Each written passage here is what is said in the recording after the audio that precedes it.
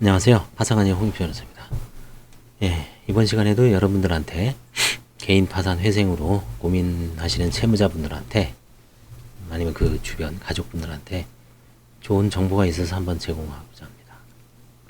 서울회생법원에 뉴스타트 상담센터가 있습니다. 작년부터 코로나 때문에 대면 상담을 금지해서 저도 거의 여기 지금 6개월 이상 올라가 본 적이 없어요. 그래서 계속 4차 유행이 되니까 법원에서도 걱정되죠. 법원은 한번 워낙 출입하는 분들이 많다 보니까 한번 확진되면은 또 걷잡을 수가 없죠. 재판도 그렇고 여기도 일종의 공중 밀집 장소죠. 근데 이걸 계속 안 할 수가 없으니까 제도를 변경을 해서 예전에 이제 직접 방문을 해서 상담전을 쓰고 해당 상담위원들이 직접 대면 상담을 얼굴을 보고 물어가면서 대면 상담을 하는 거였는데 이제 코로나가 장기화되고 비대면 거리두기가 강화되니까 서울회생법원에서는 이게 전화 상담으로 바꿨습니다. 8월 30일부터. 그래서 여러분들이 이 번호가 지금 아직 잘 안 알려졌어요. 023016-4942, 023016-4943. 그럼 거기 앉아있는 변호사들이 받습니다. 변호사 내지 상담위원들이 받아서 이제 상담을 질문 받고 이제 상담을 해주는 거죠. 개인 파산 회생에 대해서 아니면 각종 여러 가지 쟁점에 대해서 한번 보겠습니다. 서울회생법원 뉴스타트 상담센터는 코로나 4단계에 따른 국민의 불편을 최소화하고 상담의 편의를 제공하고자 2021년 8월 30일 내일부터입니다. 전화 상담을 실시하기로 하였답니다. 앞으로는 법원을 방문하지 않고서도 어디서나 편리하고 정확하게 필요한 맞춤형 상담을 받을 수 있습니다. 언제부터? 내일부터입니다. 상담 내용, 개인회생 파산 제도에 대한 일반 안내 및 상담, 신청서 작성 요령 및 첨부서류 발급 요령 등 안내. 첨부서류는 개인 파산은 14가지겠죠. 개인회생은 한 20가지 정도 됩니다. 그 다음에 개인 파산이 가능한지, 개인회생이 가능한지, 이건 이제 상담위원 정도면은 케이스를 많이 달아서 일반적인 상담은 가능합니다. 전화 상담 일정은 서울회생 뉴스타트 상담센터는 다양한 상담위원 풀을 구성하고 있습니다. 이걸 보고 저희 같은 개인 파산 관제인은 총 지금 48명인데 이제 44명인 걸 보니까 이번에 대신 6명은 이번에 대신 분들은 아마 안 할 수도 있는 것 같아요. 하여튼 지금 총 44명입니다. 44명이 배정돼서 저희는 월요일부터 금요일까지 10시에서 12시 사이 오전에 합니다. 2시간 동안.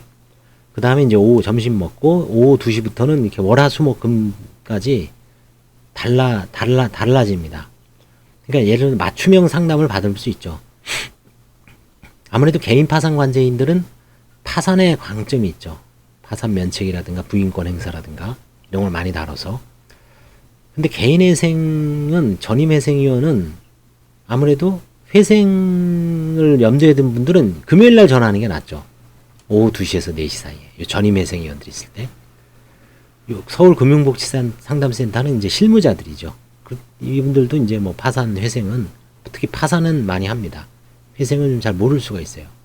신용회복위원회는 전 잘 모르겠습니다. 소송구조 변호사들은 파산, 회생을 다 하죠. 이렇게 맞춤형 상담을 받아. 나는 전임회생위원이 좀 난 것 같다.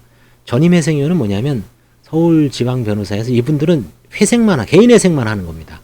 일반 사건은 못해요. 관제인하고 차이점. 관제인이 일반 소송도 할 수 있지만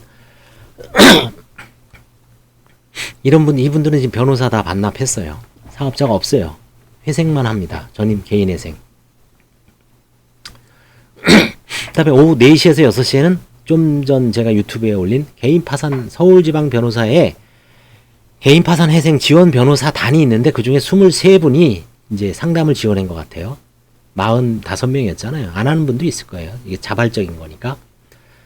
23명이 상담 지원하니까 그분들도 파산 전문가죠. 이런 식으로 진짜 서울 지역에 있는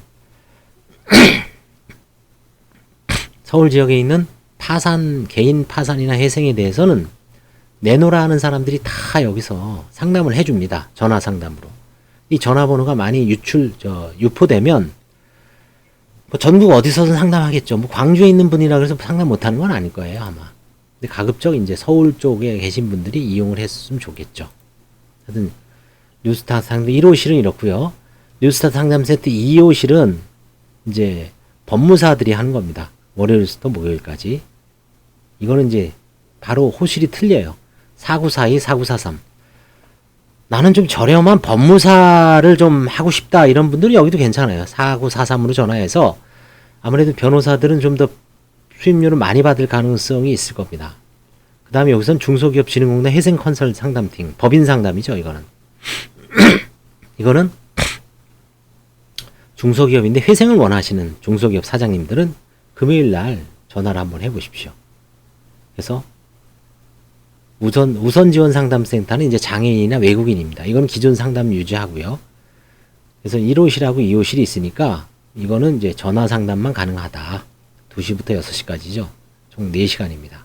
그래서 내일부터 시행을 하니까 뉴스타트 상담, 뭐 전화 지금 비대면이라 그래서 음출일 필요 없죠.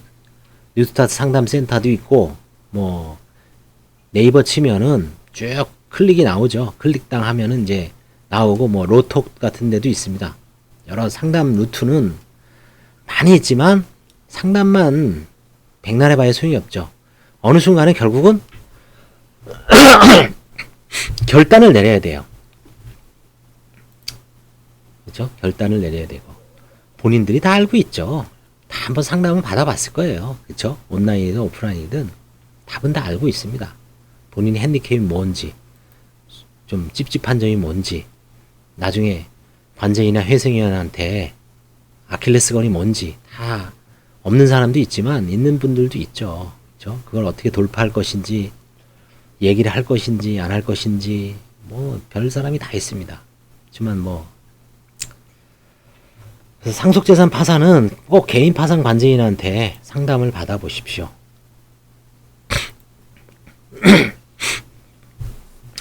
오늘도 나왔죠. 뭐 어디 신문이죠? 제가 하나 읽어드릴게요. 상속재산 파산 진짜 그 뭐 거의 인생 조진 것 같은 작기도 한데 아직은 뭐 희망이 있어요. 제가 밴드에다가 올려놓은 겁니다. 관제인 밴드에다가, 그쵸? 관제인 밴드에다가 올려놨어요.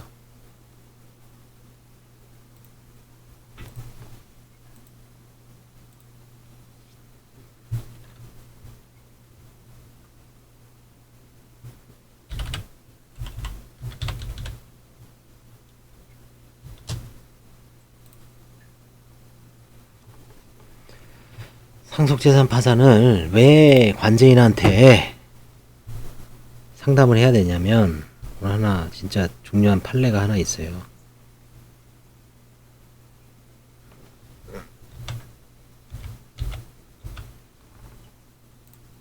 나중에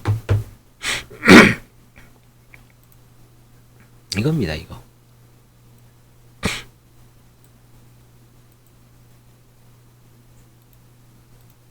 이겁니다. 이거 어머니 이 실수 한 번에 사망한 아버지 부 10억 떠안게 된 아들 금융 SOS 중앙일보. 그죠? 기사가 뭐냐면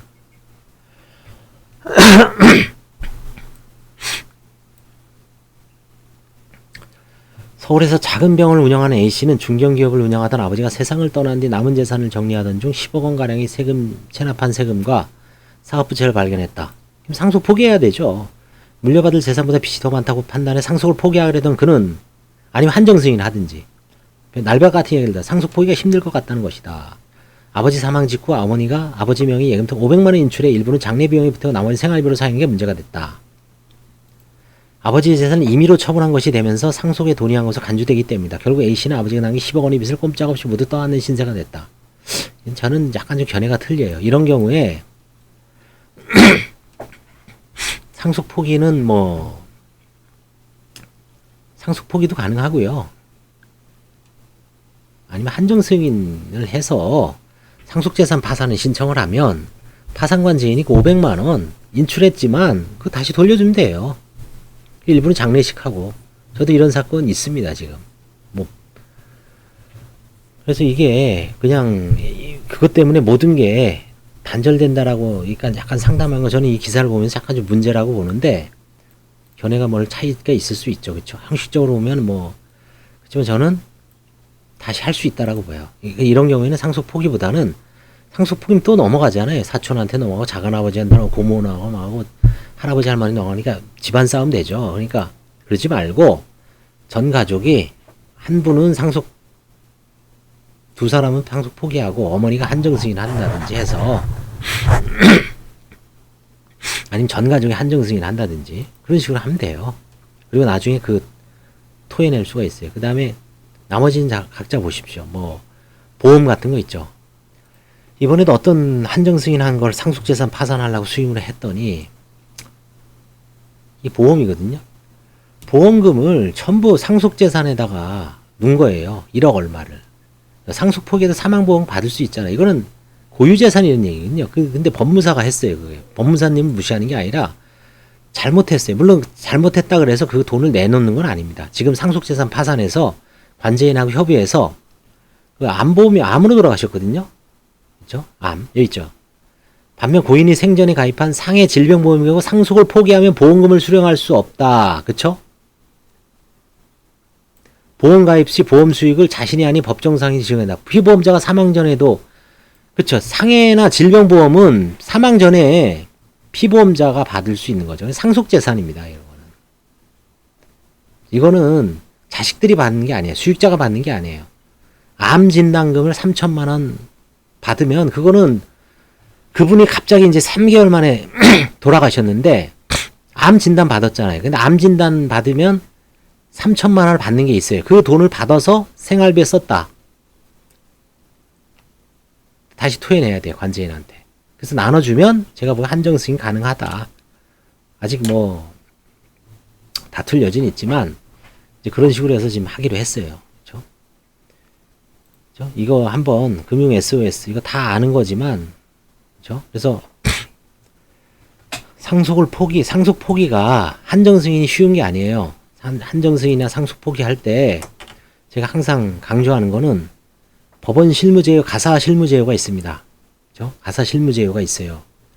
거기에 상속 재산에 대한 한 20페이지 정도가 돼요. 모든 게 다 나옵니다. 공무원연금, 국민연금, 뭐 보험금, 사망보험금, 그 다음에 산업재해보상금, 그 다음에 뭐 유족연금, 그 다음에 또 뭐가 있을까요? 그 다음에 상조금, 직장에서 지급하는 거 있죠. 그 다음에 교통사고 손해배상금, 정신적 손해, 위자료. 여기에 나온 거에 수십 배가 나와요. 쭉 모든 재산. 임차보증금, 그쵸? 어떤 거는 상속되고 어떤 거는 상속이 안 돼요. 그 개별적으로 하나하나 거기 판례가 다 집대성되어 있기 때문에 그걸 보고 상담을 하거나 자문을 해줘야 돼요. 그냥 대충 해다다 보면 그렇죠? 이게 상속이 쉬운 게 아닙니다. 그런 습관을 들이라 그러는데 일반인들야 말도 못하죠. 그러니까 일반인들은 이거 검색해봐야 소용이 없어요.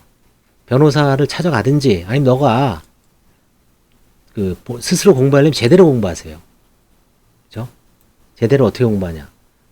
가사 실무제요를 펴놓고 판사가 쓴 그 분을 다 공부하란 얘기죠. 무슨 얘기냐면 잠깐만요.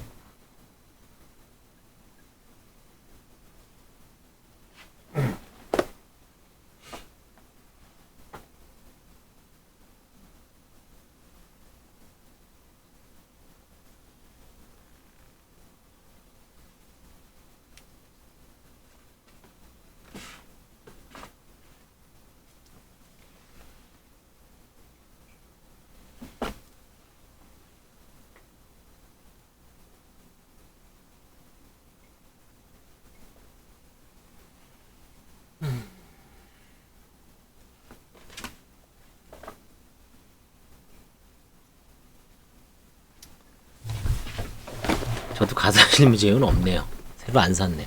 2010년 거 다 낡아서 버리고, 그죠? 든 가사 실무제요 혹은 뭐 상속재산 파산, 그죠?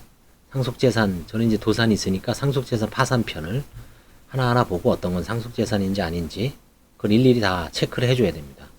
그렇지 않고 대충 해다가는 큰일 나요. 그래서 상속재산 파산은 반드시 관제인 타임에 상담을 해보시기 바랍니다. 그게 최선이에요. 그렇죠? 자, 이번 시간에는 서울지방변호사회 뉴스타트 상담센터에 대한 소식을 전해드렸습니다. 감사합니다. 네, 감사합니다.